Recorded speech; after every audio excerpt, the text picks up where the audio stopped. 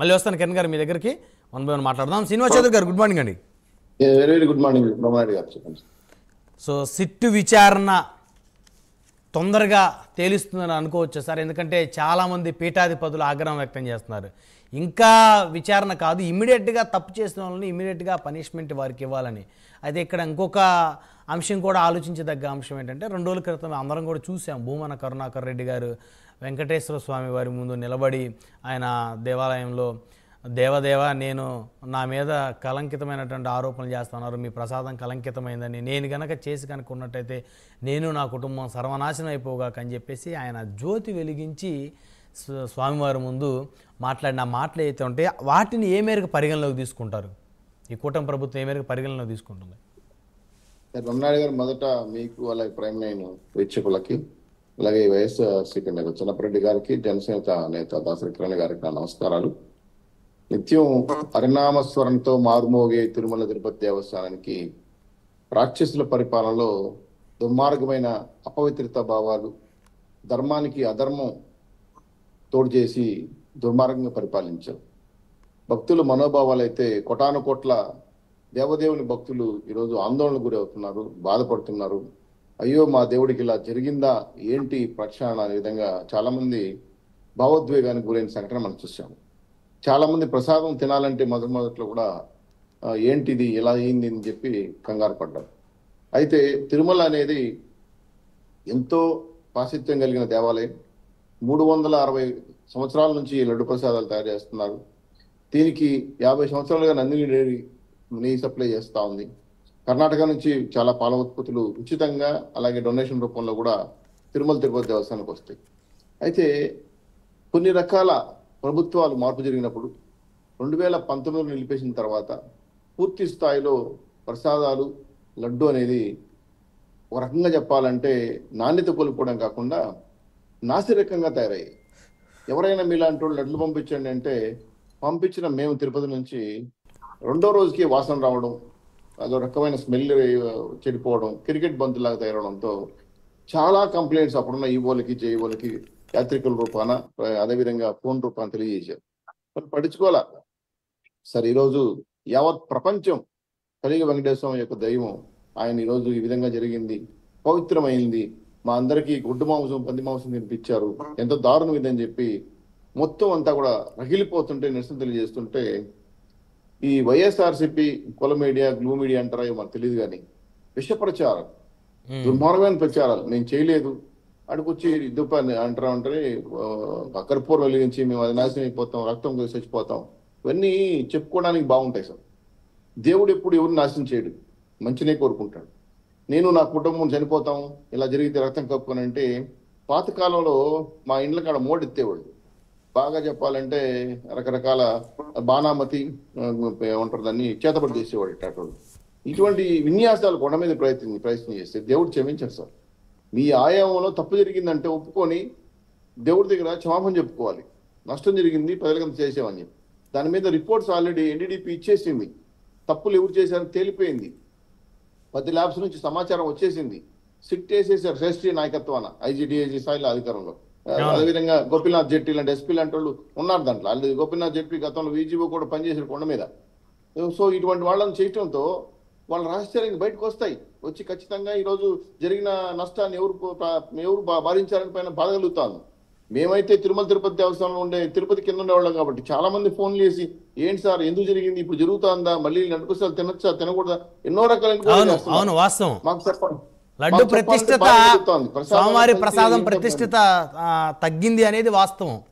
అవును, అయినా సరే టీటీడీఓ చైర్మన్ ఇప్పుడు ఇంకా రాలేదు కాబట్టి టీటీఓ గారు చాలా క్లియర్ గా ఏ మెజర్మెంట్స్ ప్రకారం ప్రసాదాలు తయారు చేస్తున్నాం ప్రెస్ రిలీజ్ చేశాడు, ఆ రిపోర్ట్స్ బయట పెట్టాడు. నందిని డైరీ వాళ్ళు పంపించారు, కర్ణాటక ప్రభుత్వం వాళ్ళు కూడా ప్రకటన చేశారు. సో ఈ 3-4 రోజులుగా దాదాపు 12 లక్షల లడ్లు విక్రమయ్యాయి. సో భక్తులు మళ్ళీ పూర్వవైపు రావడం కోసం ట్రై చేశారు, అది సక్సెస్ అయ్యారు. అయితే తప్పు చేసిన జగన్మోహన్ రెడ్డి గారు, ప్రసాదం తీసుకొని జగన్మోహన్ రెడ్డి గారు, ఏ తీర్థం ఇస్తే కింద పోసిన జగన్మోహన్ రెడ్డి గారు, డిక్లరేషన్ ఇవ్వకుండా దర్శనానికి వెళ్ళిన జగన్మోహన్ రెడ్డి గారు, పట్టు వస్త్రాలు సమర్పించుకున్న బ్రహ్మోత్సవాల కోసం జగన్మోహన్ రెడ్డి గారు, ఇవన్నీ చూసినప్పుడు కొంచెం బాధ కలిగిస్తుంది. ఏంటి సార్ ఈయనైనా సీఎం గా ఉన్నారు, మనకి ఇలా బిహేవ్ చేశాడని. ఇవన్నీ ఆయన చెప్పుకోవడం వదిలేసి ఏదో జరిగిపోయింది, గత ప్రభుత్వం జరిగిపోయింది, గత ప్రభుత్వం చేసింది మీరు కదా ట్యాంకర్లు పంపించారని పసుపూసి మారేడుకాయ చేస్తున్నారు, డైవర్షన్ పాలిటిక్స్ చేస్తున్నారు. సో మీ యొక్క క్రిస్టియన్ సమాజం కదా పరిపాలించిన కొండ మీద, వైవి సుబ్బారెడ్డి కావచ్చు, ఇంకోరు కావచ్చు, ఈ దుర్మార్గమైన పరిస్థితులన్నీ కూడా చూసిన తర్వాత మీరు ఎందుకు ఈ విధంగా తప్పుడు ప్రచారం చేస్తున్నారు? వైవి సుబ్బారెడ్డి గారు కానీ, కరుణాకర్ రెడ్డి గారు కానీ, ధర్మారెడ్డి గారు కానీ, ధర్మారెడ్డి కూడా బాగుండు, అధర్మారెడ్డి గారు కానీ, మీరందరూ మీ జగన్మోహన్ రెడ్డి తెలియకుండా ఏం చేయరు కదా. 2,500 కోట్ల రూపాయలు బడ్జెట్ ఉన్న తిరుమల తిరుపతి దేవస్థానానికి సంవత్సరానికి 600 కోట్ల ముడి సరుకులు కొంటారు. యాలక్కలు, ద్రాక్ష, జీడిపప్పు, అదేవిధంగా కిస్మిస్, లేక చాలా అంశాలు కూడా కొంటారు. వాటన్నిటిలో కూడా 15% కమిషన్ తీసుకున్నారు మీరు, అది కూడా బయట వచ్చింది. అంటే ముడి సరుకులు కొనే దాంట్లో కొండ మీద కాటేజీలు కొత్తగా కన్స్ట్రక్షన్ చేసేసారు, 100 కాటేజీలు వేసి ₹1 పర్మిషన్ తీసుకొని ఇచ్చారని చెప్పారు అధర్మారెడ్డి. దాంట్లో పాఠాలు ఉన్నాయి. ఇప్పుడు ఇచ్చారు శ్రీవాణి ట్రస్ట్. మీరు ముడి సరుకులు అంటే ఇక్కడ ఇంకొక అంశం కూడా శ్రీనివాస్ చౌదరి గారు, సాధారణంగా ఇందాక మీరు చెప్పారు వారం రోజులు దాటితే లడ్డు, శ్రీవారి లడ్డు వెరీ స్ట్రాంగ్గా అయిపోతుంది, గట్టిపడిపోతుంది అనమాట, ఇంకా తినడానికి వీలు లేకుండా పోతుంది. బట్ 5 రోజుల క్రితం నాకు తిరుపతి నుంచి ఒకరు లడ్డు ఇచ్చారు. ఆ లడ్డు కళ్యాణం లడ్డు, చాలా పెద్ద లడ్డు. సో ఇప్పటికీ అలానే ఉందన్నమాట, సగం తిన్నాము, సగం సేమ్ ఆ రోజు ఎలాగుందో ఈరోజు అలాగే ఉంది. సో అంతకుముందు పరిస్థితి వెరీ స్ట్రాంగ్ ఉండేది. అయితే ఈ లడ్డులో క్వాలిటీ, జీడిపప్పులు కానీ, కిస్మిస్ కానీ, స్వామివారికి చాలా ఇంగ్రీడియంట్స్ చాలా కలుపుతూ ఉంటారు అనమాట. వాటిలో కూడా క్వాలిటీ తగ్గినటువంటి మాట వాస్తవం. మరి ఇప్పుడు పెరగాల్సినటువంటి అవసరం ఉంది. ఇప్పుడు పెరిగింది సార్, పెరిగింది, మంచి నాణ్యత వచ్చింది, మంచి స్మెల్ వస్తూ ఉంది. గతంలో మేము లడ్డు ప్రసాదాలు తింటే అరగంట పట్టేది మేము చేయగారు పోవడానికి, నెయ్యి పోవడానికి, వెండి పెడితే కూడా పోదు. అటువంటి పరిస్థితి ఈరోజు మారిందంటే భక్తులు ఎంత దర్శనం ఎలా అంటే జీవిత కాలంలో చనిపోయే ముందన్నా కనీసం ఒక్కసారి ఆయన వెంకటేశ్వర దర్శనం చేసుకోవాలని ఒక సెంటిమెంట్ ఉంటుంది, ఒక ప్రసాదం తీసుకోవాలని ఆశ ఉంటుంది. దాని మీద మీరు ఇది ఇప్పుడు ఏంటంటే తిరుమల తిరుపతి దేవస్థానం కనబడట్లా, అన్నవరం, కాళహస్తి, కాణిపాకం, అదేవిధంగా శ్రీశైలం దేవాలయాల్లో కూడా కల్తీ జరిగిందని ఒక టాక్స్ వస్తున్నాయి. వాటి మీద విచారిస్తారు.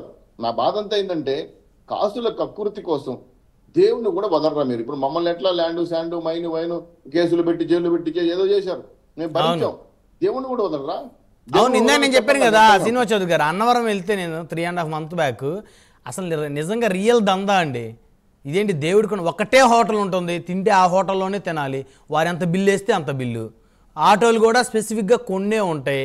వారు ఇక్కడి నుంచి జస్ట్ 100 meters 200 meters వెళ్ళాలన్నా, అన్నవరం కొండ మీకు తెలుసు కదా, పైన ఏవైతే రూమ్స్ ఉంటాయో అక్కడి నుంచి కిందకి రావడానికి మహా అయితే 1/2 kilometer లోపే. ₹100 ఇవ్వాల్సిందే ఒక్క సింగిల్ పర్సన్ వెళ్ళినా, ₹10 కూడా తగ్గించే పరిస్థితి. అలా అడుగడుగున అంటే ఇంకా అన్ని మ్యాక్సిమం దాదాపు దేవాలయాలన్నీ కూడా ఆదాయ మార్గాలుగా తయారైపోయిన పరిస్థితి ఉంది. సరే, ఇక్కడ బోర్డు కూడా ఒక ప్రమాణం సృష్టించింది. ఈ మధ్య జగన్మోహన్ గారు స్టేట్మెంట్ ఇచ్చారు, బోర్డులంతా బీజేపీ వాళ్ళే ఉన్నారు, నేనేం చేసేది అని.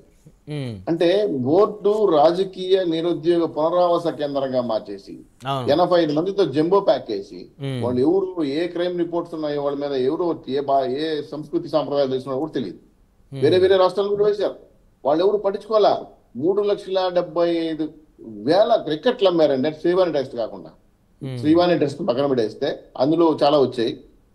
ప్రైవేట్ గా వీళ్ళు ఎమ్మెల్యేలు, ఎంపీలు, బోర్డు మెంబర్లు 3,55,000 టికెట్లు 10,000, 12,000, 20,000 లెక్కన అమ్ముకున్నారు. వ్యాపార కేంద్రం అయిపోయింది, లడ్డు వ్యాపార కేంద్రం అయిపోయింది, కాటేజీ వ్యాపార కేంద్రం. తిరుమల తిరుపతి దేవస్థానం అది రాష్ట్రంలోని దేవస్థానాన్ని కూడా వ్యాపారాన్ని నిలయంగా మార్చేశారు. భక్తుల యొక్క సాంప్రదాయాల్ని, సెంటిమెంట్ ని పక్కన పెట్టేశారు. దేశం అంతా నివురుపోయే విధంగా, దిగ్బాన్ జరిగే విధంగా పరిపాలన చేశారు. చాలా మంది హిందువులు బాధపడుతున్నారు. పీఠాధిపతులు, అదేవిధంగా మఠాధిపతులు, హిందూ సంరక్షకులు, అదేవిధంగా భయభక్తులు వాళ్ళందరూ కూడా ఆందోళన గురేది కాకుండా మీ మీద వ్యతిరేకత. చూడండి, వేడి మీ జగన్మోహన్ గారు తాడేపల్లి గెస్ట్ హౌస్ తాకింది, కొండ మీద మీరు వచ్చి ఈరోజు లేనిపోనే అబద్ధాలు చెప్పడానికి ప్రయత్నం చేసి జనం విసుక్కుంటున్నారు, చెదరించుకుంటున్నారు. మేము చేయలేదని చెప్తే నమ్మట్లేదు పరిస్థితి. అన్ని రిపోర్ట్స్ బయటకు వచ్చాయి కదా, ఇంకా మీరు దాక్కోవడానికి ప్రయత్నం చేస్తే నాకు అర్థం కావటం లేదు. విచారణ జరుగుతుందిగా, విచారణలో ఏం తెలుద్దు. ఒక్క నిమిషం సార్, ఈ రోజు ఏదైతే సిట్ వేసిందో, తప్పులు చేసిన వాళ్ళు తుప్పలు కొడతారు, శిక్ష పడుతుంది. నాకు తెలిసినంత వరకు ఈ ధర్మంలో జరిగిన అంటే ఇదే విధంగా చర్చ చేయగలరా, లేకపోతే మసీదులు చేయగలరా? చేయలేరు కదా. దేవస్థానానికి ఇంత మచ్చ చేసిన మీరు కలంకులుగా మిగిలిపోతారు చరిత్రలో. దయచేసి దీన్ని ఎట్టి పరిస్థితుల్లో ఇది తప్పు చేసిన వాళ్ళని కూడా సిట్టు వదిలిపెట్టారని చెప్పి భావిస్తున్నాం. భక్తులకు మనోభావాలు పూర్వవైపు తీసుకునేదానికి మా కుటుంబ ప్రభుత్వం 100%